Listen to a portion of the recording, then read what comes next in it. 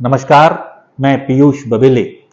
हम लोग आजकल बात कर रहे हैं पंडित नेहरू पर फैलाए गए झूठों से पर्दाफाश करने का। आज इसी सिलसिले में बात करते हैं कि पंडित नेहरू पर आरोप लगाया जाता है कि उन्होंने भारतीय राजनीति में वंशवाद का प्रचार किया।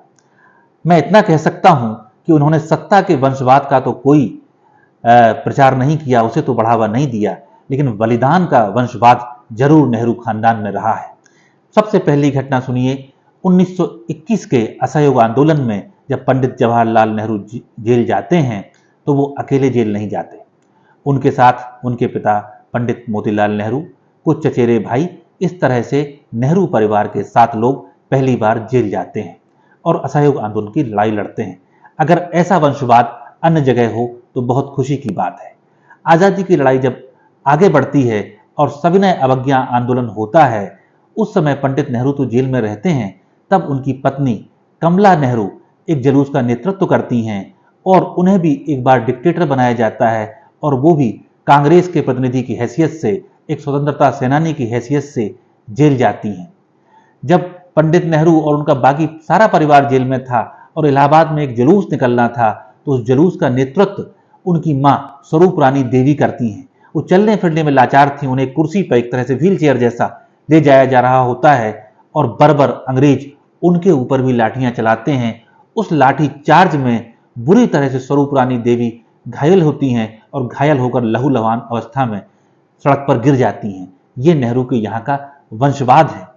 आगे चल के जब भारत छोड़ो आंदोलन होता है, उस समय पंडित जवाहरलाल नेहरू की बेटी इंदिरा गांधी और उनके दामाद फिरोज गांधी, ये दोनों भी जेल में जाते हैं। पंडित नेहरू तो पहले से ही जेल में थे और स्थिति ये होती है कि जब उनके नवासे राजीव गांधी का जन्म होता है तो पंडित नेहरू जेल में होने के कारण उसकी झलक देखने तक से महरूम थे। स्थिति ये बनती है कि जब उन्हें नैनी जेल से किसी दूसरी जेल में शिफ्ट किया जाना था तो पंडित नेहरू जेल से बाहर निकलते हैं और सड़क के एक लैंप पोस्ट के नीचे इंदिरा गांधी नन्हे से राजीव गांधी को गोद में लेकर खड़ी हो जाती हैं और वो उस तरह से जवाहरलाल नेहरू पहली बार अपने नवासे को देखते हैं।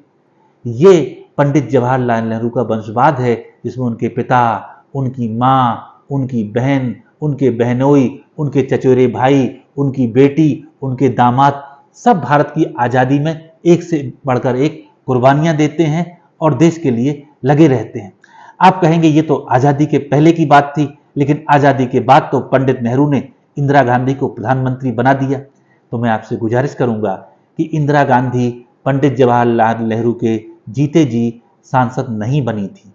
नेहरू जी ने तो सरदार वल्लभ भाई पटेल की बेटी मणि बहन को और उनके बेटे ढाया भाई को संसद भेजा था, अपने बच्चों को, अपनी बेटी को नहीं भेजा था। और आप लोग थोड़ा सा स्मृति पर जोर डालिए, पंडित नेहरू के बाद देश की प्रधानमंत्री इंदिरा गांधी नहीं, लाल बहादुर शास्त्री बने थे और ये कोई अचानक नहीं बन गए थे। पंडित नेहरू की मृत्यु के बाद अगर आप न्यूयॉर्क टाइम्स की रिपोर्ट देखें तो उसमें उसी दिन लिखा था कि बहुत संभव है कि लाल बहादुर शास्त्री ही देश के अगले प्रधानमंत्री बने, क्योंकि पिछले 6 महीने से प्रधानमंत्री कार्यालय का बहुत सा कामकाज वही संभाल रहे थे। शास्त्री जी से पहले अगर आप थोड़ा सा और गौर से पढ़ें तो पंडित नेहरू ने जयप्रकाश नारायण और राम मनोहर लोहिया, इन दोनों को भी ऑफर किया था कि तुम कांग्रेस पार्टी में वापस आ जाओ, सत्ता में आ जाओ और मैं तुम्हें डिप्टी प्राइम मिनिस्टर बनाता हूं, आप लोग भारत के मुस्तकबिल हो। लेकिन इन दोनों नेताओं ने वो ऑफर स्वीकार नहीं किया था। तो आगे चल के लाल बहादुर शास्त्री देश के प्रधानमंत्री बने। तो मैं ये कहता हूं, ये भाजपा से पूछना चाहता हूं कि जिस परिवार ने, जिस नेहरू गांधी परिवार ने सिर्फ और सिर्फ देश के लिए कुर्बानी दी है, अगर वैसा कुर्बानी का वंशवाद कुछ होना है तो आप लोग भी शुरू करिए और कुर्बानी दे के लिए देश को दिखाइए। नेहरू जी पर झूठे इल्जाम मत लगाइए।